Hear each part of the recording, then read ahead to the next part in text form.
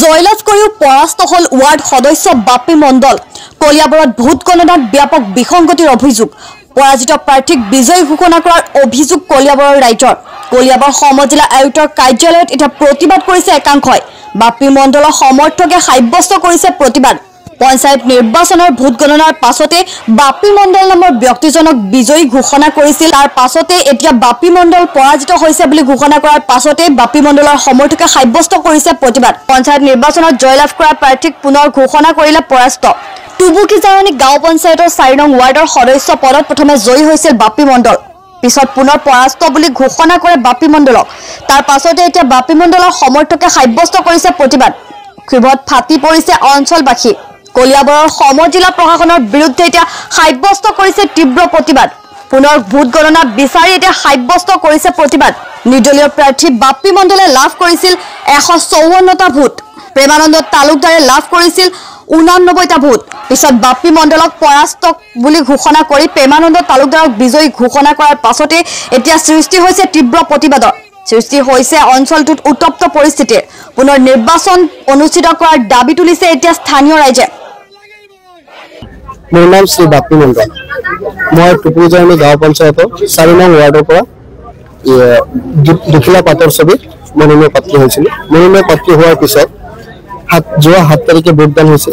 ভোটদান হোৱাত ৰাজ্যৰ যি মৰম স্নেহৰ যিজন ভোটদান হৈছিল, সেই ভোটদান উপলক্ষে ভোটদান হোৱাৰ পিছত যোৱা 11 তাৰিখে যোনখন ৰিজাল্ট ওলাইছিল, যোৱা 11 তাৰিখে ৰাতিপুৱা 7 বজাত আহি গোটেই দিনটো বহি থাকি ৰিজাল্ট নাপাই গোটেই ৰাতিটো বহিলোঁ।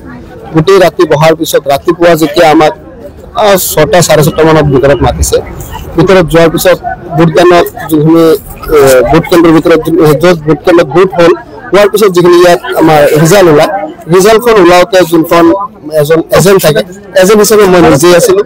মই নিজে থকাৰ পিছত কি হ'ল, ভোট কেন্দ্ৰ বাকচ খুলিলে, বাকচ খোলাৰ পিছত ভোটখিনি গন্তি হ'ল। গন্তি হোৱাত মই দুখিলা পাতৰ ছবিত মোৰ ৰাইজৰ আশীৰ্বাদত 1, 2, 3 আৰম্ভ কৰি প্ৰায় 154খন ভোট মোৰ ফালত দুখিলা পাতৰ পৰা মই বিজয়ী হৈছিলোঁ।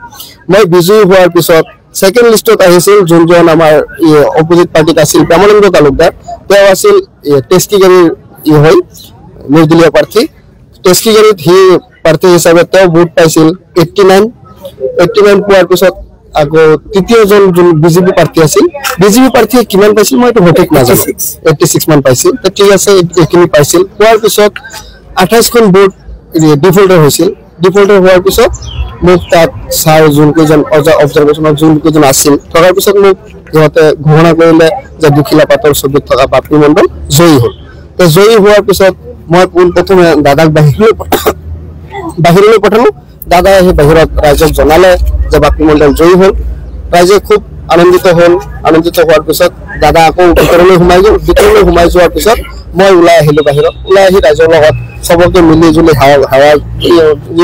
বয়সীয়াল মোৰ মা দেউতাৰ সমনীয়া আছিল, বাই বন্ধু আছিল, চবৰ লগত মিলি সেৱা জনালোঁ।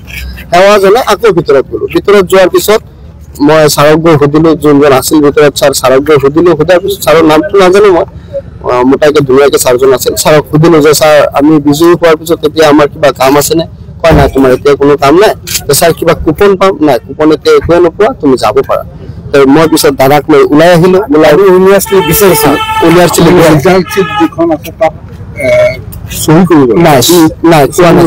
কোৱা নাছিল আমাক, মই নিজে যাচি কৈছিলোঁ। ময়ে নিজে যাচি কৈছিলোঁ যে দাদা চিগনেচাৰ টিগনেচাৰ কিবা আছে? সিহঁতে কৈছিল নাই, এতিয়া একো নালাগে। পিছত এই দাদাই সুধিছিল যে কিবা চিগনেচাৰ মোৰ আছেনে? তাকো কৈছিল নালাগে। কোৱাৰ পিছত আমি ওলাই আহিলোঁ। ওলাই আহি পিছত বাহিৰত অলপ সময় ৰৈ আকৌ আইডেণ্টিখন লগাই আকৌ সোমাই পেলাই বাবুদাৰ লগত লগ ধৰিলোঁ। বাবুদাক সুধিলোঁ, দাদা আমি এতিয়া যাব পাৰি? গোটেই ৰাতিটো মানুহে বহুত কষ্ট কৰিছে, মই এতিয়া ওলাই যাওঁ। ঠিক আছে বাপী, ওলাই যোৱা, কালি আহিবা, যি হয় কালি হ'ব। ঠিক আছে, ভাল কথা, কালি হ'ব। মই ৰাতিপুৱা 11 মান বজাত গোটেই মানুহখিনিক লৈ ঘৰত গ'লোঁ। ঘৰত গৈ পেলাই এখন টমটম আৰু 2খন AC গাড়ী লৈ গোটেই মানুহবোৰ ওলাই আহিল। ওলাই আহি গাঁৱত মই নিজে গা পা ধুই ওলাই গ'লোঁ। ওলাই কৰি চবকে সেৱা জনালোঁ। সেৱা জনাই যিখিনি পাৰিছোঁ মানুহক কিবা খোৱাবৰ ব্যৱস্থা যোৱাৰ পিছত গোটেই মানুহক মিলি পেলাই ওলাই আহিলোঁ। ওলাই আহি মই বিজয়ী হ'লোঁ চবেই জানে।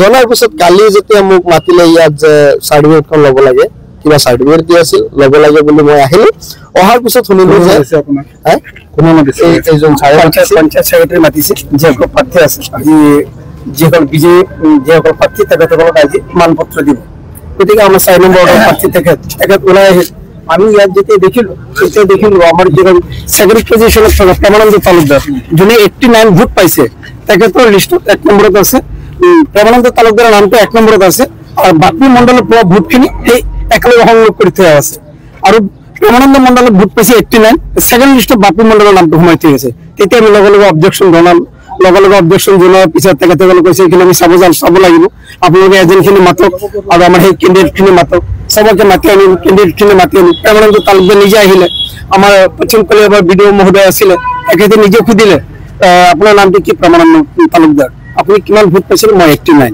কোনে পাছ কৰিছে বাপি মণ্ডল পাছ কৰিছে তেখেতে নিজে বিবৃতি দিছে কিন্তু অকমান পিছত মানে বেলেগ অপজিশন পাৰ্টিৰ পৰা কোনোবা ওচৰতাই দিয়াৰ পিছত পিছ মুহূৰ্তত ভোট হললৈ হৈ গ'ল সি কৈ আছে মই 51-54 ভোট পাইছো যেটো বাপি মণ্ডলৰ যেটো ভোট পাইছে সি দাবী কৰি আছে তো 154 ভোট কি পাইছে তাৰ পিছত আমাৰ মহোদয় সমজিলা আয়ুক্ত মহোদয় পৰ্যায়ক্ৰমে এজনকৈ ভিতৰত মাতিলে ইন্টাৰভিউ ললে ঠিক তাৰ পিছত দুজন কেণ্ডিডেট একেলগে মাতিলে তাতো সেই মিছামাত মাতিছে তাৰ পিছত আমি উপায় নাপাই আমি তেতিয়া আমাৰ হেৰি কলো আমাৰ ৰিকাউন্টিং লাগে গতিকে আমি কালি মহোদয়ক আমি ৰিকাউন্টিং আবেদন জনাইছো সেই মৰ্মে আজি আমাৰ ওয়াৰ্ডৰ মানুহখিনি আজি একগোট হৈছে আমি ন্যায় বিচাৰিছো